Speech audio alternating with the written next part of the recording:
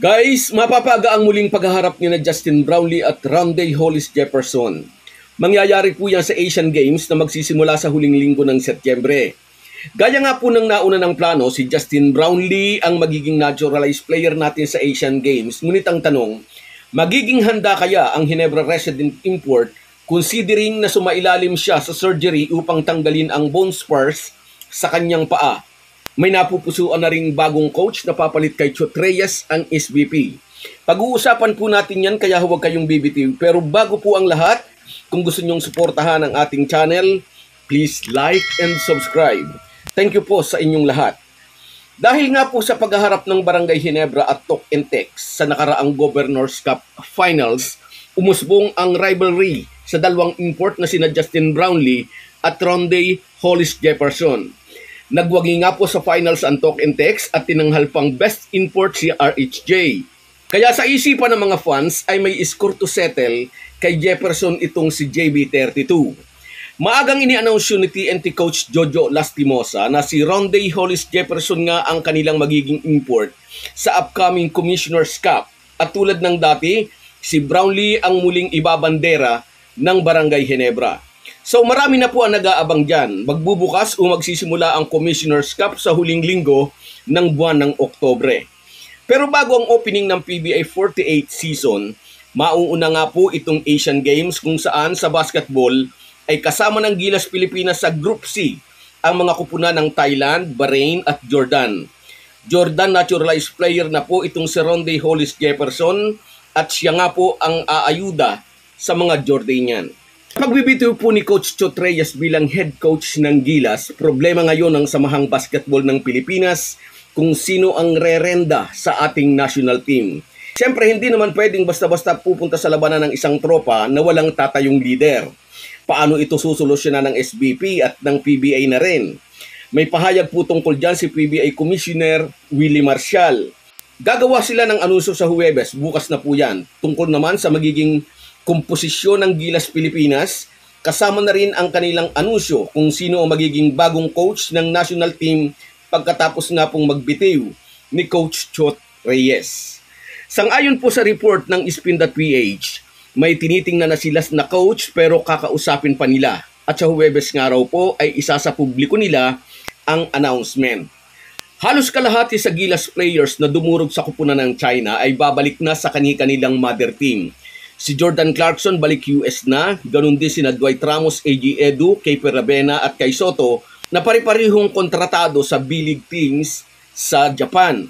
Sabi po ni Kume, ang ideal arrangement daw ay kuhanin ang mga Gilas players na narito sa bansa at samahan ang mga PBA players at mga college standouts.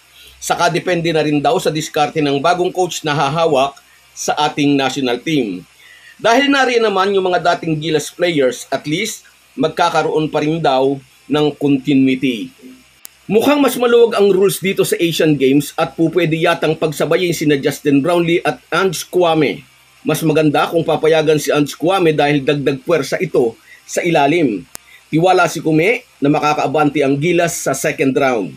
Although subok na ang husay ni Justin Brownlee at ang kanyang chemistry sa mga local players, sa kanya ng ilan ay ang kanyang kondisyon. So mailalim nga po siya sa surgery.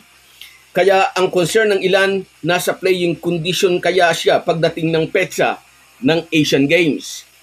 Magkukrus ang landas nila ni Rondé Hollis Jefferson na naturalized player nga ng Jordan at isa ito sa mga inaabangan ng basketball fans dito sa Pilipinas. Walang duda, nasa kondisyon si Jefferson kahit walang naipanalong laro ang kupunan ng Jordan sa FIBA World Cup. Dito ay matagumpay na naipakita ni RHJ ang kanyang galing, kung saan ay nag-average siya ng 23.6 points, 7.8 rebounds, 4.4 assists, and 1.2 steals per game. Ito ang mga numerong dadalhin niya sa Asian Games kung saan ay kanyang makakasagupa ang kanyang karibal sa PBA na si Justin Brownlee.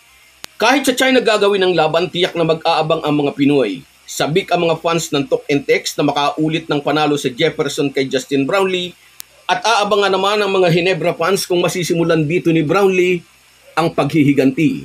Inagaw ni Jefferson sa Ginebra Import ang pampito sana niyang PBA Championship at sana ay pang-apat na Best Import Award.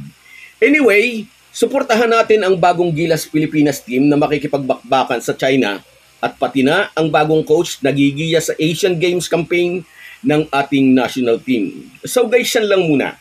Hanggang sa muli. Bago tayo magpaalam ay mag-shoutout muna tayo. Shoutout kina Elena Cabading, Kats Aquino Dukusin, Alex Doma, Jane Manangkil, Estrella Mercurio, Cedric Waniwan, Romeo Conchada, thank you. Rosemary Juan, at si Loy YTC.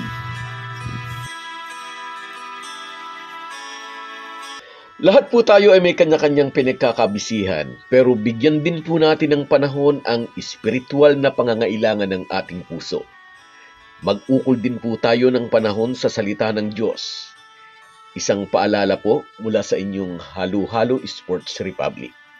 Salamat po.